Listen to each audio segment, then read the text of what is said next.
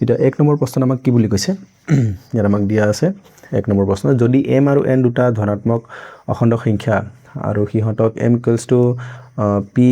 q cube আৰু n সমান p cube q square আৰ্হিত প্ৰকাশ কৰা হয় যত p আৰু q কি হয় মৌলিক সংখ্যা তেন্তে লসাগু ওলাব লাগে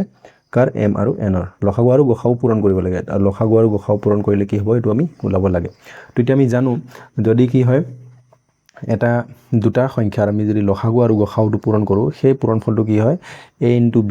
অৰ্থাৎ a * b ৰ সমান হয় অৰ্থাৎ সংখ্যা দুটাৰ পূৰণফলৰ সমান হয় তো আমি সংখ্যা দুটা জানো কি হয় m আৰু n তো আমি কি কৰিব লাগিব m আৰু n টো আমি পূৰণ কৰিব লাগিব ওকে এটা m মানে আমাক দিয়া আছে p q কিউব তো আমি ইয়াত পাতিম p q কিউব পূৰণ আৰু আমাৰ ইফালে n মানে কি আছে p cube q square okay তো যদি এটো আমি পূৰণ কৰি দিও p এটা আছে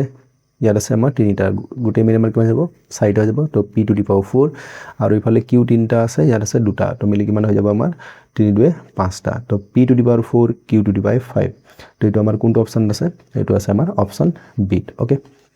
সো কোৱেশ্চন নম্বৰ 1 ৰ কাৰণে আমাৰ যেটো অপচন b আছে অপচন b টো আমাৰ কি হ'ব শুদ্ধ উত্তৰ হ'ব ওকে